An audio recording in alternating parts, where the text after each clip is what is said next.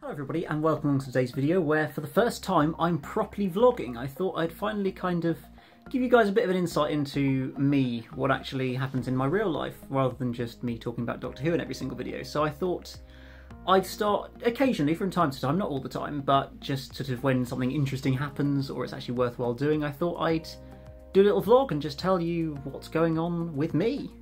Now obviously from the title you can see today I thought would be a good opportunity to just tell you a little bit about what it's like to actually work and be an apprentice at the BBC, particularly if anybody's interested in actually applying for the schemes that I'm currently on. Hopefully I can give a little bit of an insight into that. So that's my plan for this video, but I thought I'd first start off with just giving an insight into where I am and my room and how little space I have to make videos, hence why the background is always the same in every single video I do.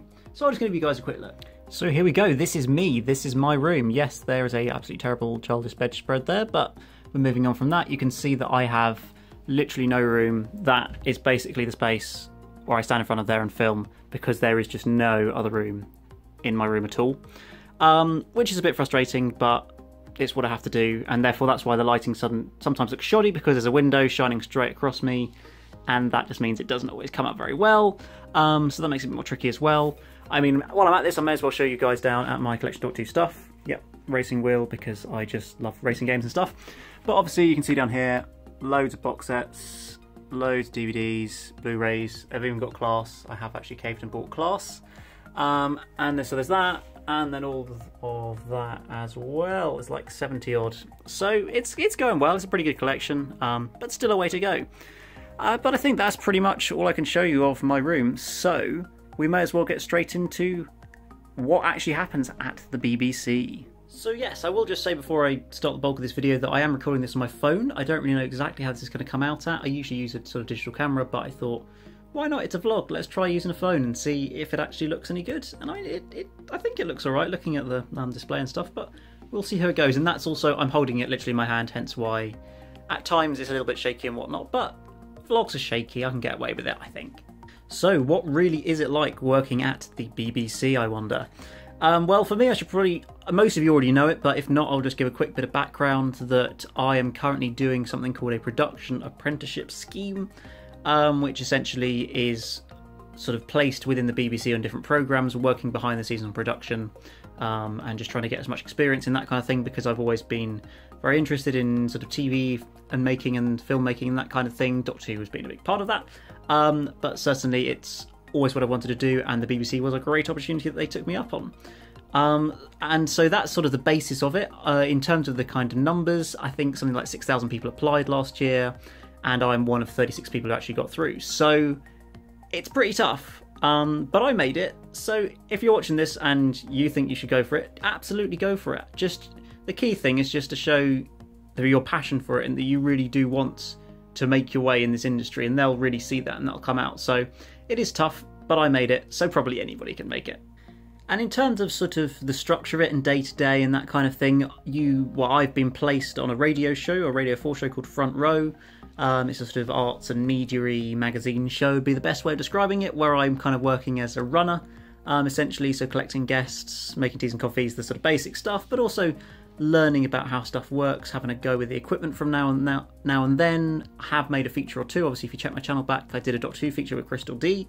I'll put the links in the description to that, because that was good fun and actually came out quite alright, I thought.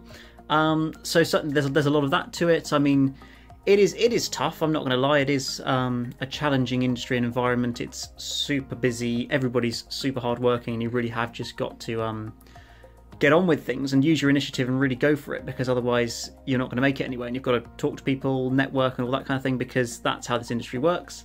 Unfortunately, you can't just sort of rock up one day, other than in apprenticeship schemes, and say, I'd like to be a cameraman now or something. It just doesn't really work like that, which is pretty difficult and does make this industry a real challenge to get into, but once you're in, I think is the best way of describing it. So it's really worth going for. But you certainly just have to be prepared to really do anything that's asked of you. I've done lots of things I didn't expect, would probably be the best way of putting it. And it was fine. I enjoy it. I'll just do anything. You've just got to really build up those relationships and really get on with people.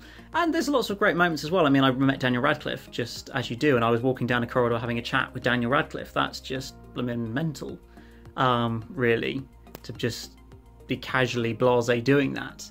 I mean, he's surrounded by PR people. It's always an interesting thing when they kind of turn up with 6 or 7 other people alongside them, this sort of secretly sliding in the side entrance to the building, all that kind of thing. It's an interesting experience, but it is a little bit surreal from time to time, and almost just becoming normal meeting famous people. It's really, really weird, but also really cool. And even just like the building is just pretty amazing. New Broadcasting House is where it's based. I'll probably put a picture up there now.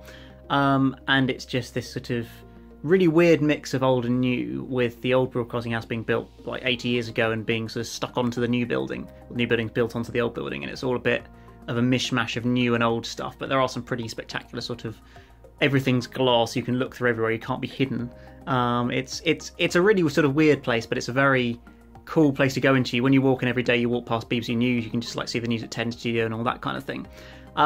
That's just pretty damn cool. But alongside that, with the actual apprenticeship, we have some college weeks because it goes towards a qualification. So we all pack up tools and go over to Wembley for college every now and then. I've just had a couple of weeks of that. That's good banter. You don't really do very much, has to be said. Well, you can do a lot if you put lots of effort in, but certainly it's not the most high energy and intense 2 weeks, shall we say. But it's always good fun.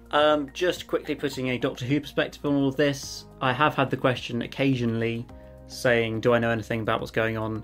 The best way to say it is the BBC is an absolutely massive organisation.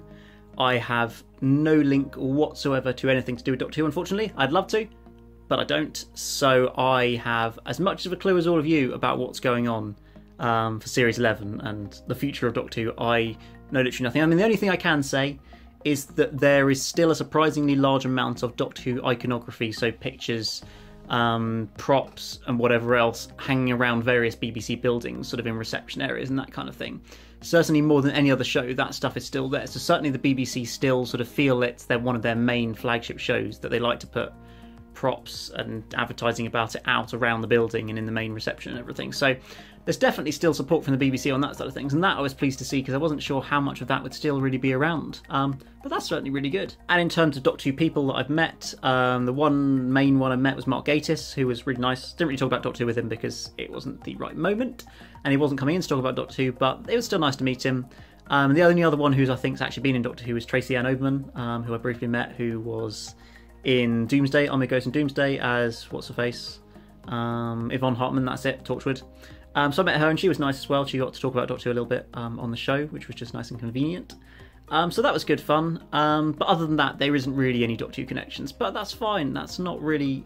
Of course, my dream would be to work on Doctor Who, but I can wait. I can definitely wait. And well, I don't think there's a huge amount more to say about the BBC Apprenticeship scheme and my life at the BBC at the moment, really. I mean, it's hard work, but the opportunity of a lifetime would probably be the best way of describing it. So if you want to get all your way into the media industry, definitely apply. I think applications open in March, something like that. Definitely worth it. Go for it, see what happens. And I'm always happy to give any tips, if I can, about what's going on and how to apply and what to do and anything like that.